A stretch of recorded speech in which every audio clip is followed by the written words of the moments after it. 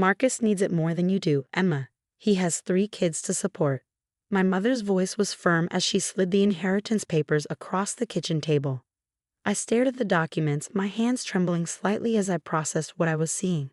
The family beach house, the investment portfolio, even my grandmother's antique jewelry collection. Everything my grandparents had specifically left to me was being redistributed to my brother's family. My name is Emma Sullivan, and at 34, I was watching my parents casually give away my inheritance to my younger brother Marcus, his wife Olivia, and their children. The same brother who'd spent his entire adult life making impulsive decisions and relying on our parents to bail him out. "You're single, focused on your marine biology research," my father added, not meeting my eyes. "Your brother has real responsibilities." I looked around my childhood home's kitchen, where so many family memories had been made. The same kitchen where my grandmother had taught me to bake, telling me stories about our family's history while showing me how to make her famous apple pie. Now, sitting here, I felt like a stranger. "Have you even looked at Grandma and Grandpa's will?" I asked quietly. "They specifically left these things to me." My mother waved her hand dismissively. "They didn't expect Marcus to have such a large family to support. Times change, Emma. We need to adapt." I thought about the last conversation I'd had with my grandfather before he passed away 6 months ago. He called me to his study, away from the rest of the family. "Emma," he'd said, his voice weak but his eyes sharp as ever, "there's something you need to know about your inheritance. Not everything is listed in the official will." Before he could tell me more, Marcus had burst in, demanding help with some financial crisis or another. It was the last private moment I had with my grandfather. "Sign the papers, Emma," my father urged. "Don't make this difficult. Your brother needs a stable home for his kids, and that beach house is perfect for them." The beach house, my sanctuary, the place where I conducted most of my marine research, studying the local ecosystem and working on my conservation projects. The home I'd maintained and improved over the years while Marcus hadn't visited once since our grandparents passed.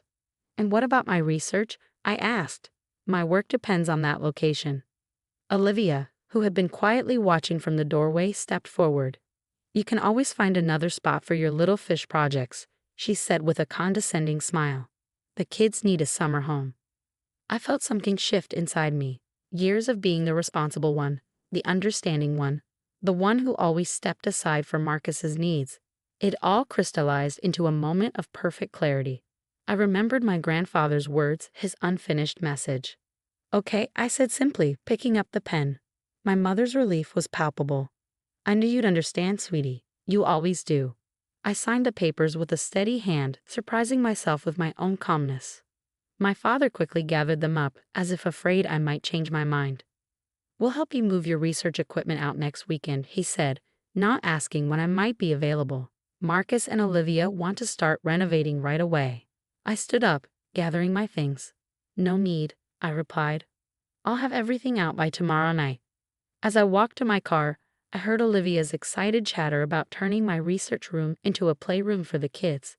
Marcus was already talking about selling some of grandmother's jewelry to fund the renovations. But they didn't know what I knew.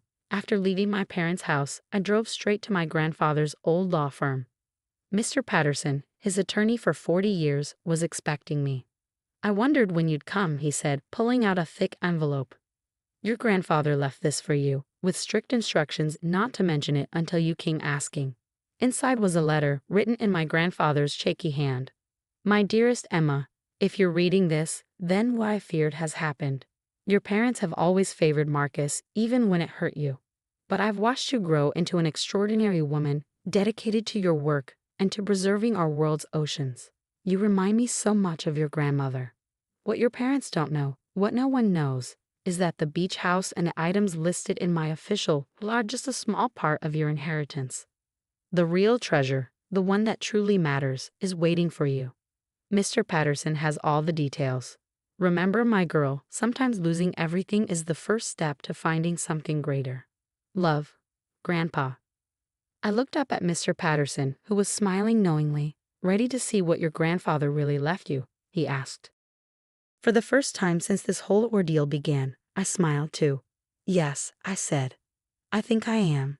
Mr. Patterson led me into his private office, pulling out a large folder marked Sullivan Legacy, Private Holdings. As he spread the documents across his desk, I felt my breath catch. Your grandfather, he explained, owned a chain of private islands off the coast. Small ones, but ecologically significant. He purchased them 30 years ago when they were considered worthless. Now they're home to some of the most diverse marine ecosystems in the region. I stared at the photographs and documents, 3 pristine islands, each with its own unique ecosystem. More importantly, each came with fully equipped research facilities, built gradually over the years without anyone in the family knowing. He followed your work closely, Mr. Patterson continued. Every paper you published, every conservation project you started. He used your research to decide how to develop these islands. The main facility is actually larger than your lab at the beach house. My hands trembled as I looked through the facility specifications. State-of-the-art marine research equipment, sustainable housing units, even a small dock for research vessels. Everything I could have dreamed of, and more. But why didn't he tell anyone? I asked, still trying to process the magnitude of this inheritance. Mr. Patterson smiled, pulling out another document. He knew your parents' tendency to redistribute family assets to Marcus. These islands are in a protected trust. They can't be sold or transferred to anyone outside of your direct control. And there's more. He handed me another envelope, this one containing bank statements. My eyes widened at the numbers. A separate research fund, he explained, enough to fund your projects for the next decade at least. Again, protected in a trust that only you can access. As I sat there, surrounded by proof of my grandfather's faith in me, I thought about my parents sitting in their kitchen, probably congratulating themselves on how they'd handled the situation. I thought about Marcus and Olivia, planning to transform my research space into a playroom. When can I take possession? I asked. Immediately. The staff has been maintaining the facilities, waiting for you. Your grandfather was quite insistent that everything be ready when the time came. Over the next week, I quietly moved my research equipment from the beach house. I hired a professional team, had them sign NDAs, and worked at night to avoid attention. My parents, assuming I was just accepting their decision as usual, didn't check on me. The first time I set foot on the main island, I nearly cried. The research facility was beyond anything I could have imagined. The labs were perfectly designed, the equipment was top of the line, and the location offered access to marine environments I'd only dreamed of studying. The head of the maintenance staff, James, greeted me with a knowing smile. Your grandfather spoke about you often, he said. He was so proud of your work. He spent years planning this, making sure everything would be perfect for you. I spent the next 2 weeks setting up my new lab, transferring my research, and exploring the islands. Each day brought new discoveries, new possibilities. I found handwritten notes from my grandfather in various places, little messages of encouragement and pride that made me feel his presence. Then came the call I'd been expecting. My mother, her voice tight with controlled anger. The renovation crew arrived at the beach house today, she said. All your equipment is gone. Where is everything? I moved it, I replied simply, as requested. But where? Your department says you've left the university. What are you doing, Emma? I could hear Marcus in the background, demanding to know if I'd taken anything else, probably worried about the jewelry he planned to sell. I'm continuing my research, I said. Don't worry about me. This is ridiculous, she snapped. You're acting like a child. Just tell us where you've moved everything. No, I said firmly. I don't think I will. You wanted me out of the beach house, and I'm out. The rest is no longer your concern. I ended the call and turned back to my work. Through my lab's floor-to-ceiling windows, I could see the sun setting over the ocean, painting the sky in brilliant oranges and pinks. On my desk sat a framed photo of my grandfather and me, taken years ago during one of our beach walks.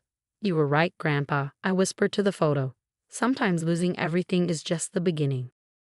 My phone kept buzzing with messages from family members. Marcus demanding to know where I'd hidden our grandmother's jewelry, which was safely stored in my new home, exactly where it belonged. Olivia complaining that my dramatics were ruining their renovation plans. My father attempting to guilt me into revealing my new location. I ignored them all, focusing instead on the research proposal I was drafting. With the resources now at my disposal, I could finally pursue the large-scale conservation project I'd always dreamed of. My grandfather had given me more than just islands and facilities. He'd given me the freedom to pursue my passion without compromise.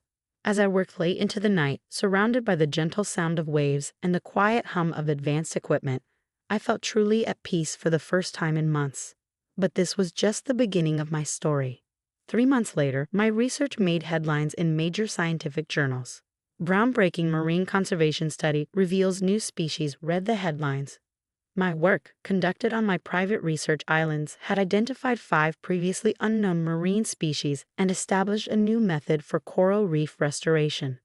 The morning the news broke, my phone exploded with messages, not just from colleagues and fellow researchers, but from my family.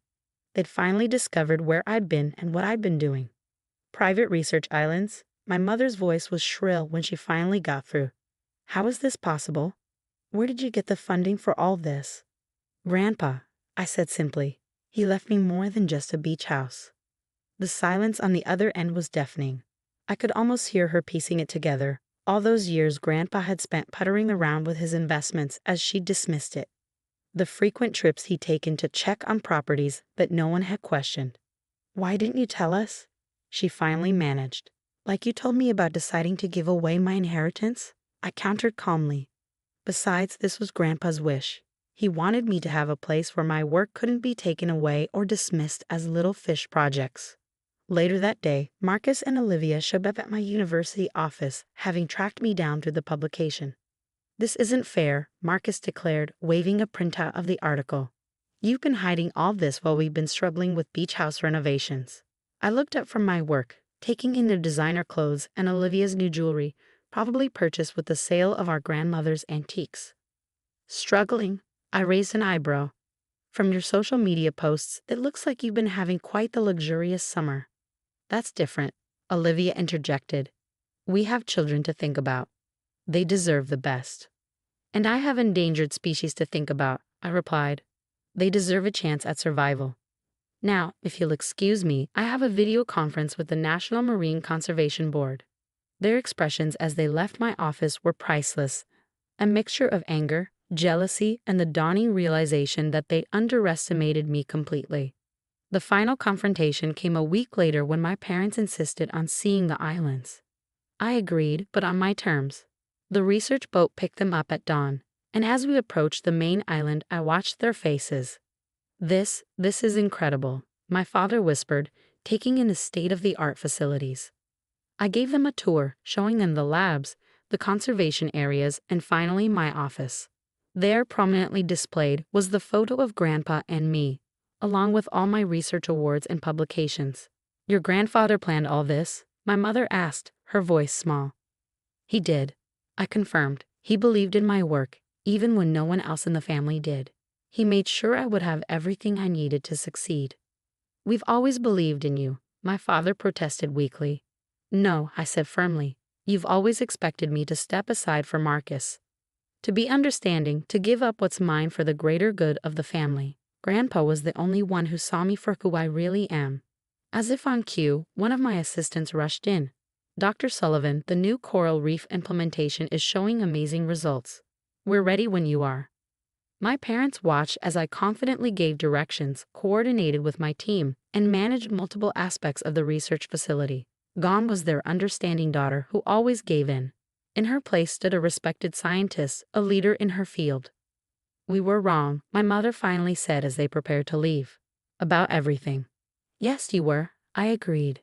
But that's okay. I'm exactly where I need to be. As their boat pulled away from the island, I felt a profound sense of peace.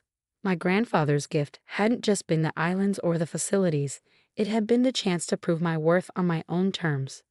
6 months later, my research facility hosted an international marine biology conference. Scientists from around the world came to learn about our conservation methods. Marcus and Olivia's beach house renovations had gone over budget, forcing them to sell it. Meanwhile, my work was making real change in the world. Standing on the observation deck of my research facility, watching the sunset over my islands, I held Grandpa's last letter in my hands.